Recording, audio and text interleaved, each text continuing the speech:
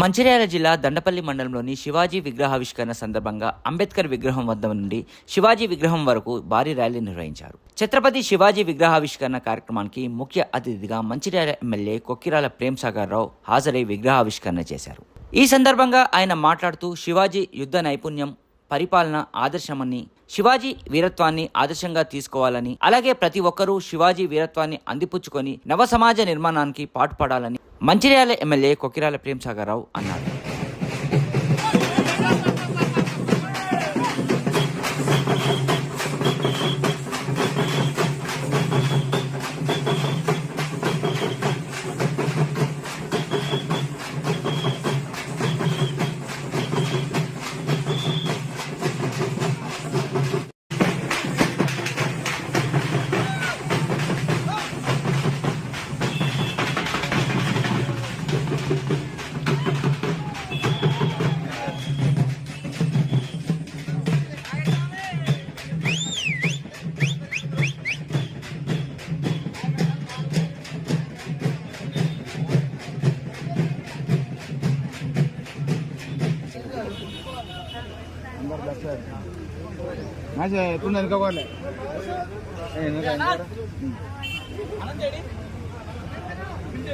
Bro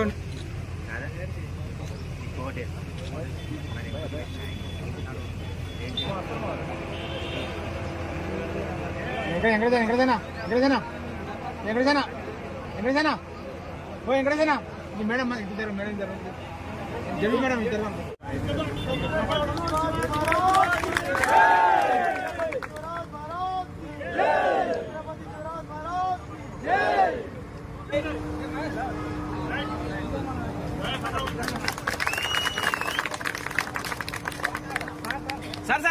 sir చూడండి sir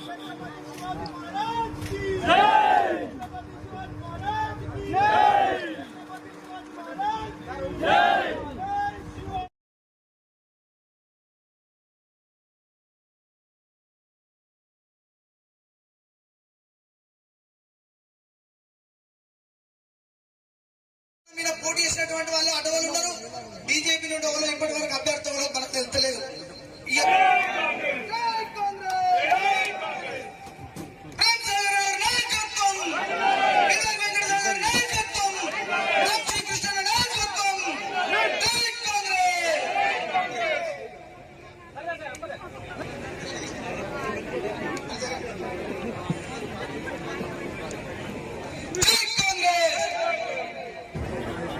media మిత్రులకు ప్రత్యేకంగా భోజనాలు ఏర్పాటు చేయడం జరిగింది. తినాల్సింది మనవి ఆదివాసీ సంఘం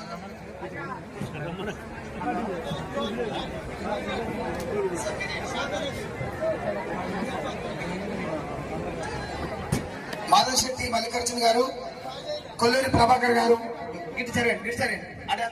భుజపూరి శ్రీనివాస్ గారు, గంధి శ్రీనివాస్ గారు, గుండ సుధాకర్ గారు, కట్కం లక్ష్మణ్ గారు, కట్కం శ్రీనివాస్ గారు, గుండ సతీష్ గారు, గోలి తిరుపతి గారు, గోలి రమేష్ గారు, గంధి తిరుపతి గారు, కాసనగుట్ట శ్రావణ్ గారు, గుండ ప్రభాకర్ గారు మాదరిపేట ఆదివాసీ సంఘం నుండి నేడు కాంగ్రెస్ పార్టీలో చేరిన సందర్భంగా వీరికి ప్రత్యేకమైనటువంటి ధన్యవాదాలు తెలియజేస్తున్నాం. అదేవిధంగా అన్ని పేరు రాశిలు మా దోస్తు గొప్ప సంతోష్ పేరు రాయలేదు అవురా కాంగ్రెస్ కుటుంబానికి ఆహ్వానిస్తున్నాం చొప్పదండి రమేష్ అన్న గారిని. ఈరోజు చొప్పదండి రమేష్ అన్న, అడపు రవీందర్, కుమ్మరి కొమరయ్య, మిల్పూరి బక్కన్న, మేర శంకరి, మిల్కూరు కోటయ్య, మరొకసారి ధర్మపురి ప్రజలు ఎట్లయితే మోసం చేసినామో మిగతా పెద్దపల్లి ప్రజలు కూడా, పార్లమెంట్ ప్రజలు ఉన్నటువంటి ప్రజలందరినీ మోసం చేయడానికి ఇలా బీఆర్ఎస్ పార్టీ అభ్యర్థి రూపంలో కొప్పులీశ్వరం రావడం జరిగింది. ఎక్కడైనా ఈశ్వరుని ముంగట నందులుంటాయి, కానీ కొప్పులీశ్వరు ముంగట అధికారుడు ఎంత డబ్బు దోచుకొని నియోజకవర్గాన్ని నాశనం చేసిందనే విషయాన్ని మన పక్కన ఉన్నటువంటి ధర్మపురి నియోజకవర్గం పోతే మన కన్నం కూడా. గత 10 సంవత్సరాలు మీరు పడ్డ కష్టాలు, టీఆర్ఎస్ ప్రభుత్వం పెట్టిన బాధలు, హింసలు తట్టుకొని మరి కాంగ్రెస్ జెండా పట్టుకొని ప్రతి ఒక్క కార్యకర్తకి నా హృదయపూర్వక నమస్కారాలు, శిరస్సు వచ్చి నమస్కరిస్తున్నాను మీ అందరికీ. మొదటిగా కాకా వెంకటస్వామి గారిని గుర్తు చేసుకోవాలి. ఎందుకంటే మన పెద్దపల్లి ప్రాంతానికి కాకా గారికి 70 ఏళ్ల అనుబంధం ఉన్నది. మీ అందరికీ తెలుసు, తెలంగాణ యాజిటేషన్ అప్పుడు 1969 తొలి యాజిటేషన్ అప్పుడు కూడా బుల్లెట్ గాయాలను కూడా లెక్క చేయకుండా తెలంగాణ కోసం పోరాడిన యోధుడు కాకా వెంకటస్వామి గారు అని చెప్పి మీ అందరికి ఒకసారి గుర్తు చేస్తున్నాను. ఎందుకంటే గత 10 సంవత్సరాల్లో తెలంగాణ వస్తే మన జీవితం మారిపోతుంది, మన బతుకులు మారిపోతాయని ఏదైతే మనం అందరం నమ్మి చూసినామో మోసపోయినాం మనం గత 10 సంవత్సరాలు అని చెప్పి ఇవాళ మనకు తెలుస్తుంది.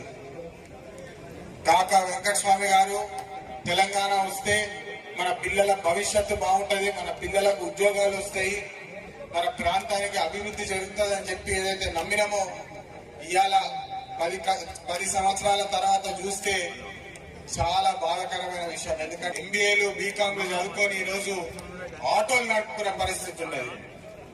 ఇది ఎంత బాధాకరమైన విషయమో నాకు తెలుసు. నేను కూడా గత 10-12 సంవత్సరాలు పారిశ్రామిక రంగంలో ఉన్న ఎంతో కృషి చేసి కష్టపడి 2 కొత్త ప్రోడక్ట్స్ కనిపెట్టిన కాకా గారు ఎప్పుడు చెప్పేటోళ్ళు హమ్ కిసీసే కమ్ నయ్యే అని చెప్పేటోళ్ళు. అంటే మనం ఎవ్వరికి తక్కువ కష్టపడి కృషి చేస్తే మనం కూడా ఏదన్నా సాధించుకోవచ్చు అని చెప్పి కాకా గారు మళ్ళీ మళ్ళీ చెప్పేవారు. ఈ విషయం ఎందుకు చెప్తున్నానంటే నేను గత 10 సంవత్సరాల్లో నా సొంతంగా కృషి చేసి ఒక సంస్థ తయారు చేసిన, ఆ సంస్థల 500 మందికి సొంతంగా ఉద్యోగాలు ఇచ్చిన అని చెప్పి మీ అందరికీ ఈ సభాముఖంగా తెలియజేస్తున్నాను. ఇది ఎందుకు ముఖ్యమైన విషయం అంటే నాకు యువతని ఎట్లా ప్రోత్సహించాలా, యువతని మంచి బాటలో ఎట్లా పెట్టాలా అనేది గత 10 సంవత్సరాల్లో నేర్చుకున్నాను.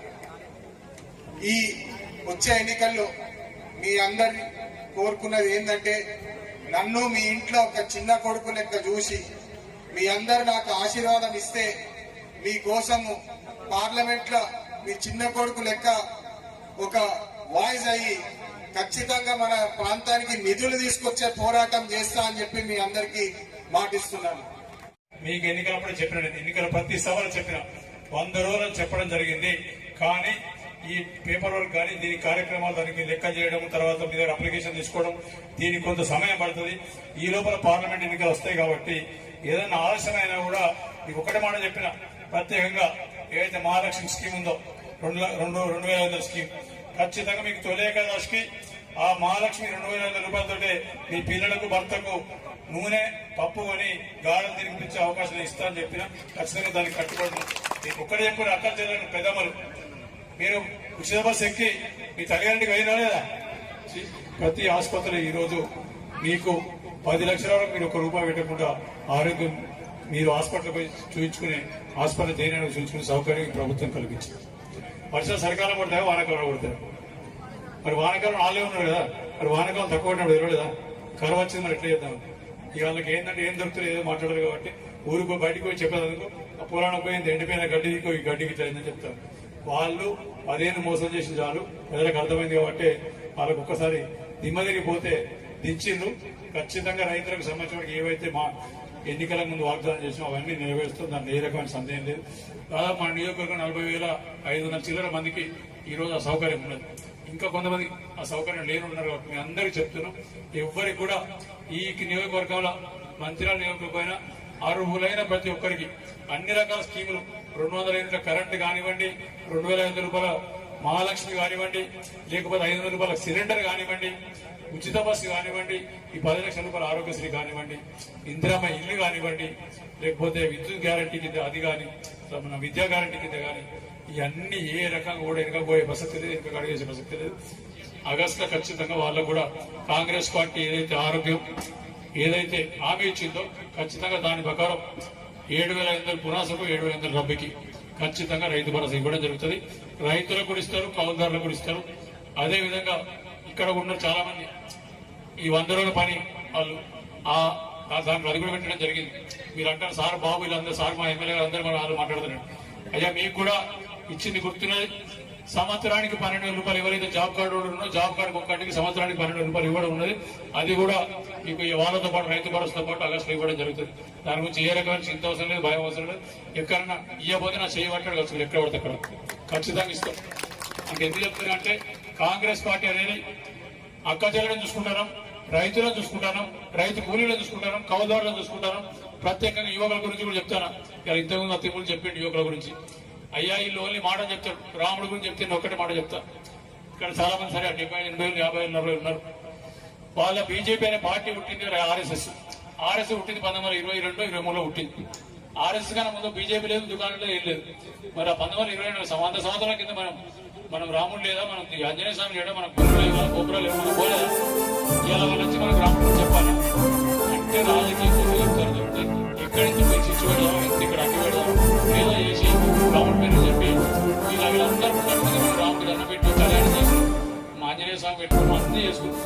వీళ్ళు వచ్చి కొత్తగా చెప్పి సమాజంలో ఏదైతే పెడతారో మీరేదో సుఖంగా 10 ఏళ్ళ రాక్షస పాలన వీళ్ళ మీద సుఖంగా మా పంట మా ఇంటికి వచ్చలేదు, మాకు కొన్ని నచ్చినాయి ప్రభుత్వ స్కీములు మిగతా వస్తున్నాయి అనే తరుణంలో మిమ్మల్ని ఇబ్బంది పెట్టి ఏదో సెంటిమెంట్ లేవదీసి ఏదో అక్షింతలని ఇంకేదో అని పంపించి బీజేపీ వాళ్ళ మాటలో పడకండి. బీజేపీ వాళ్ళు ఓన్లీ పైసలున్న పార్టీ, వాళ్ళ డబ్బులున్న వాళ్ళకే వ్యాపారస్తుల పార్టీ. వాళ్ళ వ్యాపారస్తుల తప్ప మీకు చేయరు. ఎందుకు చేయరంటే వాళ్ళ దృష్టిలో మనం ఎవరో మనుషులం కాదు. ఏదైతే బీజేపీ వాళ్ళు కరోనా కన్నా ముందు 2014లో మోడీ గారు ప్రధానమంత్రి ఎన్నికల కన్నా ముందు మేనిఫెస్టోలో సంవత్సరానికి 2 కోట్ల ఉద్యోగాలు ఇస్తామని చెప్పాడు. అంటే ఇప్పటికి వచ్చి 10 ఏళ్ళు అయింది, 20 కోట్ల ఉద్యోగాలు ఇవ్వాలి. సరే 20 కోట్ల ఉద్యోగాలు ఎట్లా ఇవ్వాలి? ఇవాళ మమ్మల్ని ఎన్నుకున్నారు మీరు అందరూ సుఖశాంతులతో ఉంటే, మీరు అందరూ సంతోషంగా ఉంటే మాకు అంతకన్నా ఎక్కువ కావాల్సింది ఏం లేదు. కాంగ్రెస్ పార్టీ కోరుకున్నది కూడా అదే. ఇవాళ కాంగ్రెస్ పార్టీ వాళ్ళు ఎవరు వాళ్ళ లెక్క ఊళ్ళో మీద వాడడం, లేకపోతే ఆయన ఎక్కడ పామోదులో కూర్చుంటే వీళ్ళు వచ్చి ఏదో ఆమోదు లెక్క కాన్స్టిట్యూషన్ విడిచిపెట్టడం కాదు.